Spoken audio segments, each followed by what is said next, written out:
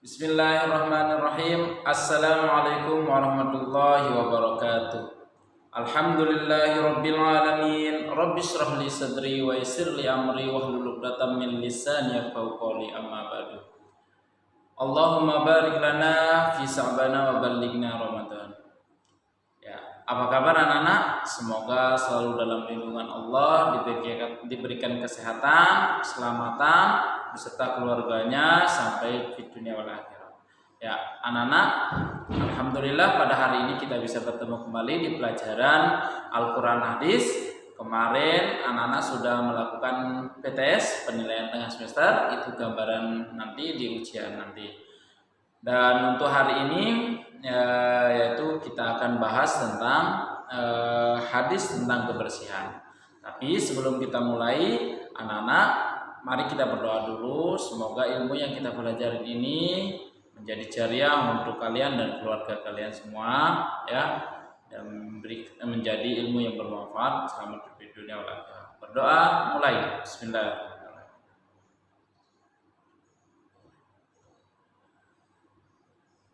Doa selesai. Ya, anak-anak, seperti yang Pak Wan tadi bilang, yaitu hari ini kita akan bahas tentang hadis tentang kebersihan. Yang mana kalian perlu ketahui, nanti diharapkan anak-anak bisa menghafal dan bisa menerapkan hidup bersih, baik itu di rumah, di sekolah, ataupun di lingkungan masyarakat. Ya, oke.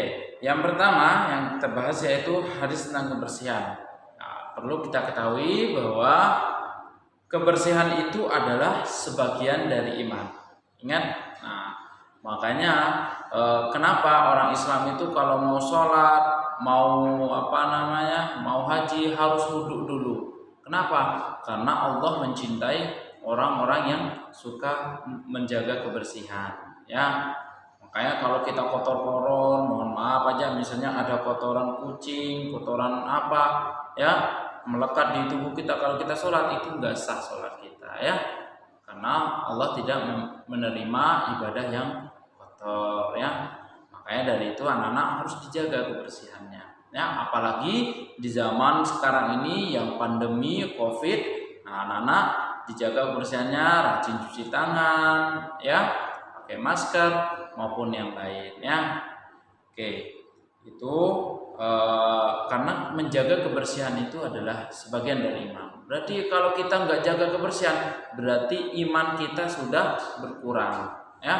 Maka anak-anak, pesan Pawan, tetap jaga kebersihannya, ya. Jangan sampai kita ataupun keluarga kita ataupun yang lain bisa terkena penyakit, ya. Oke, selanjutnya Rasulullah SAW itu bersabda dalam hadisnya, ya, ingat, ini harus dihafalkan. Yang pertama bunyinya adalah at-tahuru syatrul minal iman. Ulang lagi sekali, at-tahuru syatrul iman.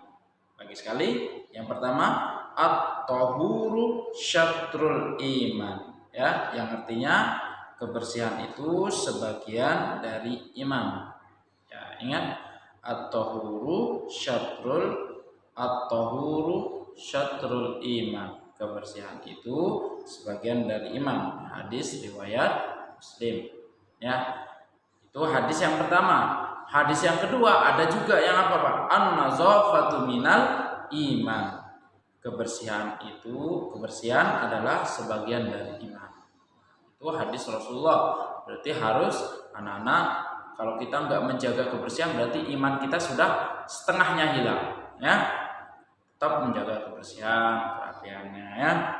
Oke, ini anak-anak dihafalkan, ya. Coba kita ulang lagi hadis yang pertama.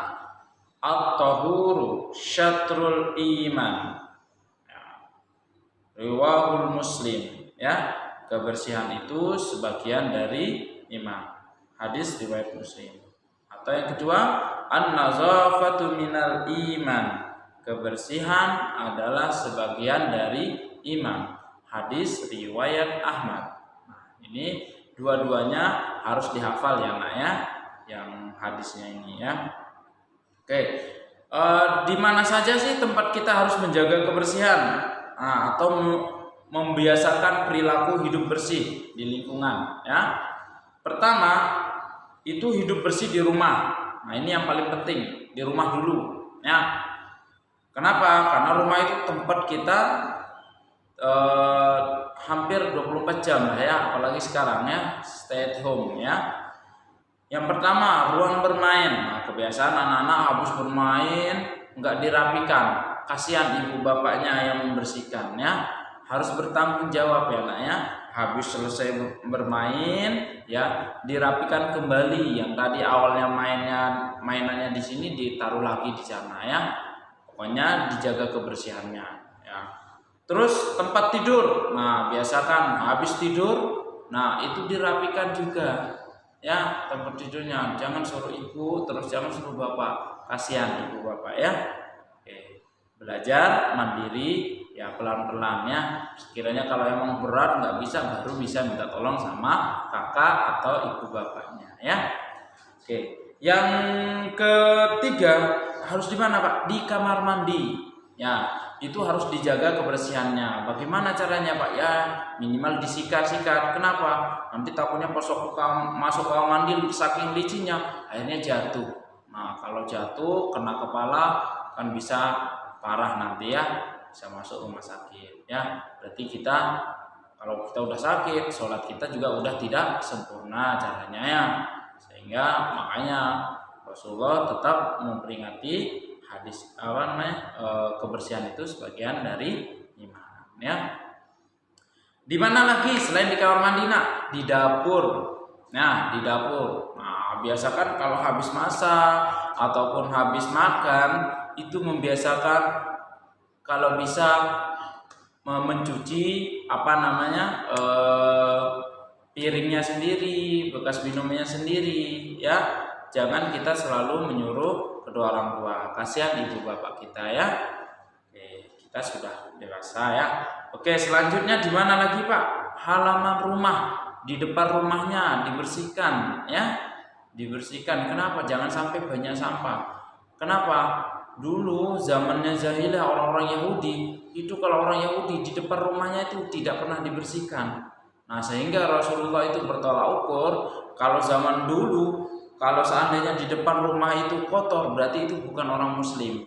Itu zaman dulu. Sehingga makanya itu membedakan antara orang Islam sama orang-orang Yahudi. Maka untuk itu anak-anakku, kalau bisa, kalau ada sampah yang di depan, itu di depan rumahnya dibersihkan ya, diambil, dibuang pada tempatnya, dibuang pada tong sampah ya. Nanti diambil, dibuang lagi ke tempat orang lain, tidak boleh ya. Oke. Terus selain di halaman rumah, yang kedua membiasakan perilaku hidup bersih ya, yaitu hidup bersih di sekolah. Nah di sekolah kalau kita mau berangkat sekolah, pakaiannya dibersihkan, udah bersih ya.